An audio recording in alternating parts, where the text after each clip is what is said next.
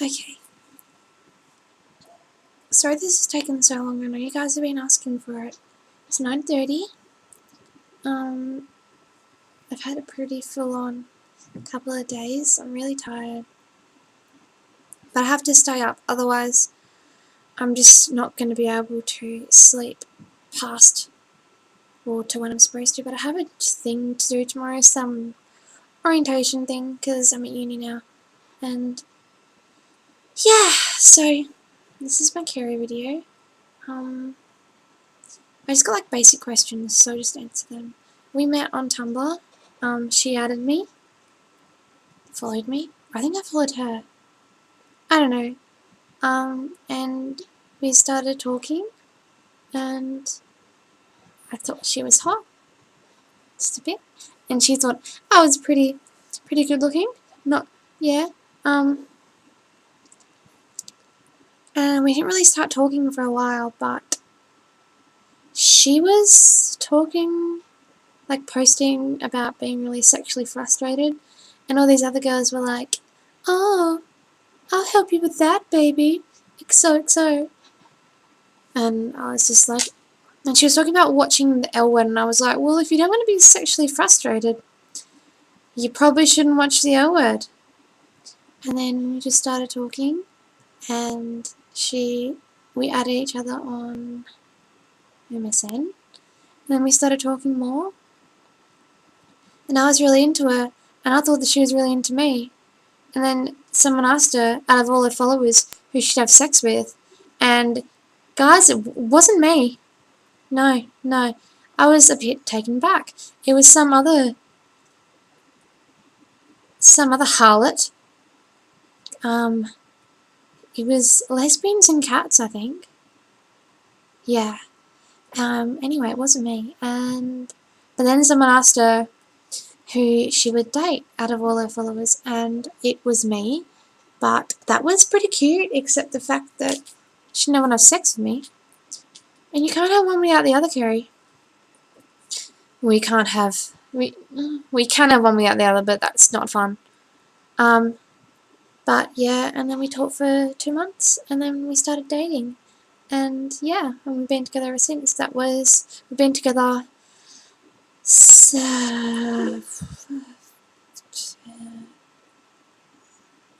4 months? I know the date, I just don't know the months, because it goes by really quickly. So we've been together 4 months, coming up 5 months. We would have been if we had started, we've basically always been together, so it's about 6 months that we've been pretty full on. Yeah, what were some of the other questions? What's my favourite thing about her? I've got a few. I love everything. I love everything about her. I've remade this video, like, seriously, this is my 3rd time because I just talk too long about the things that I love about her, and then it gets up to like 15 minutes, and then I can't even upload the video, so I'm cutting it down a lot just to make it all fit. I really love how honest she is as a person. She's a really honest person. It's really hard to come across in somebody. Not just honest as in she can't lie, but just honest as a human being, and you don't find that in many people. Like, she just is, she has a really kind heart, and she's really selfless in a lot of situations, and she really cares about people. And I'm not just saying that because she's my girlfriend, because I can honestly say that, like, I've loved a lot of people. I've loved people with a lot of problems. Haven't loved a lot of people. I've loved a few people. But, I'm getting off track. And I can say that they had a lot of faults in this area.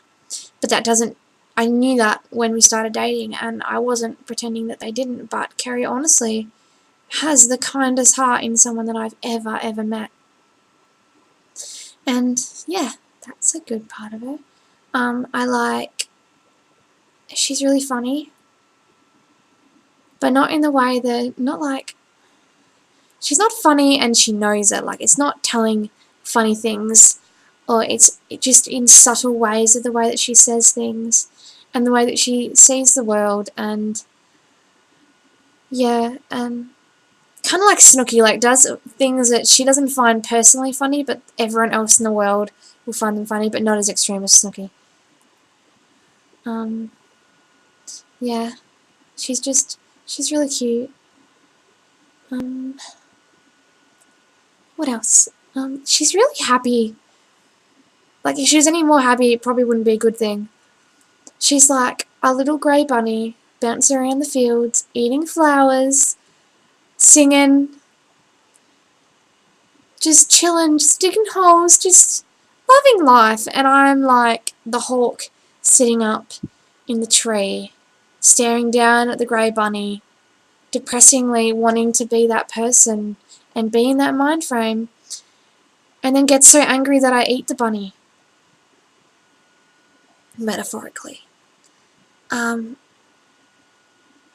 That kind of situation, which isn't a bad thing. She's really, really happy because it's just the way that she looks at life. She's very, cup is half full, not half empty. Whereas I'm just like, if the cup doesn't have vodka in it, it's not worth drinking. Yeah. But it's refreshing because she's very mentally stable and I'm very, not unstable, I'm not crazy, but I'm a lot more emotionally unbalanced than she is. And to have someone who's like a rock for me, it helps me a lot. And generally before Carrie, I was attracted to very unstable people, very intellectual, unstable, full-on relationships. And it just never worked out. And it's not to say that Carrie isn't intellectual, because she is. She's clever. Okay. She's intelligent. She's got a lot of... Okay, she hasn't got a lot of common sense. And that's one of her... It's a bit of a downfall. She could use it. I'm just getting comfortable. She's got common sense. She's not going to die, but she's still learning. But she's just very black and white. Things are right or things are wrong, and there's not a lot of shades of grey with her. And I need that coming from relationships where things were very grey. Like I didn't know a lot about how to handle some things, but with her I know. And when I'm sad, she makes me happy, and when I'm grumpy, she generally makes me grumpier, and then makes me happy, and then I'd say when she's sad I make her happy, but she's never really sad. Really, I can't even remember the last time that she was sad. But, oh I can, but, yeah, I love everything. There's not anything that I don't love about her, really. Long distance is hard. I'm not going to lie and say that it's a walk in the park. There's some things, this is another question that I got. There's some things that are harder than others, like not being able to be physical, which is a staple part of every relationship, and to not have that is hard, but it's doable. Like you don't have sex really at all, none. But I'm not a very sexual person, so that's okay for me, because I'm not going from having a lot of sex to not having any, because I never really had sex out of a relationship anyway, whereas she's come from being a lot more sexually open than I am to not having it at all. So I'm really proud of her for being able to do this. But like to not be able to hold someone or kiss them when you want to is really hard, but it's worth it in the end if you get to be with them. I feel like I'm rambling because I'm really tired.